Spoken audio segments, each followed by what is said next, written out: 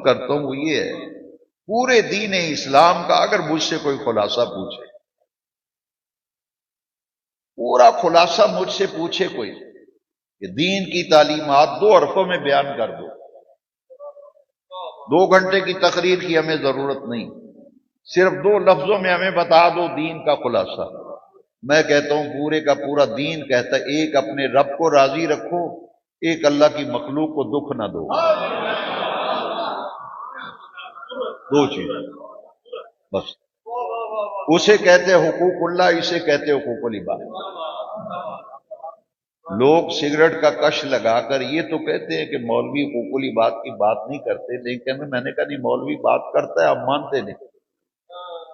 مولوی بات کرتا ہے حقوق العباد کی، آپ مانتے نہیں ہیں۔ خلاصہ میں نے عرض کر دیا، 2 چیزیں، تیسری کوئی ہے تو مجھے لا کے دکھا دو۔ رب کو راضی رکھنے کے لیے نماز پڑھو، عبادت، ہر قسم کی عبادت، روزہ عبادت، حج عبادت، زکوٰۃ عبادت، نماز عبادت، یہ ساری عبادتیں ہیں۔ خالق سے تعلق مضبوط کرنے کے لیے، مستحکم کرنے کے لیے اس کی ذکر و فکر و عبادت، اس کو یاد، اس کو راضی رکھنے کے لیے، اور اللہ کی مخلوق کو دکھ نہ دینا بلکہ اللہ کی مخلوق پر خرچ کرنا،